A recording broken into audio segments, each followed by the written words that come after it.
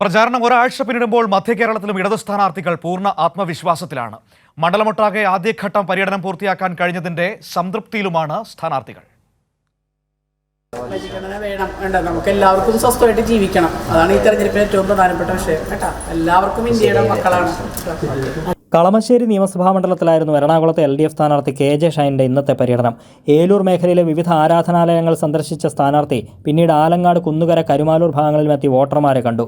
ചാലക്കുടി നിയമസഭാ മണ്ഡലത്തിലെ കൊടകര മേഖലയിലായിരുന്നു ഇടത് സ്ഥാനാർത്ഥി C. രവീന്ദ്രനാഥിൻ്റെ രാവിലത്തെ പര്യടനം.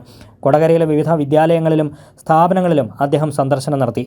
രവീന്ദ്രമാഷ് പഠിച്ചിരുന്ന പന്തല്ലൂർ സ്കൂളിലും അദ്ദേഹം എത്തി. വൈകിട്ട് ചാലക്കുടി ലോക്സഭാ മണ്ഡലത്തിൻ്റെ ഭാഗമായ എറണാകുളം ജില്ലയിലെ വിവിധ മേഖലകളിൽ വ്യക്തിപരമായ സന്ദർശനങ്ങൾ നടത്തും. തൃശൂർ മണ്ഡലത്തിലെ LDF സ്ഥാനാർത്ഥി VS സുനിൽകുമാർ രാവിലെ പെരിങ്ങോട്ടുകരയിൽ NC ശങ്കരൻ ചരമവാർഷിക ദിനാനുസ്മരണ ചടങ്ങിൽ പങ്കെടുത്തു. തുടർന്ന് കുട്ടനെല്ലൂർ ഗവൺമെൻറ് കോളേജിലെ അവാർഡ് ദാന ചടങ്ങിൽ പങ്കെടുത്ത അദ്ദേഹം വ്യാപാരി വ്യവസായ സമിതിയുടെ പരിപാടിയിലും അതിനുശേഷം മുൻകാല കമ്മ്യൂണിസ്റ്റ് നേതാക്കളുടെ വീടുകളിൽ ഉൾപ്പെടെ വ്യക്തിപരമായ സന്ദർശനങ്ങൾ നടത്തുകയും ചെയ്തു.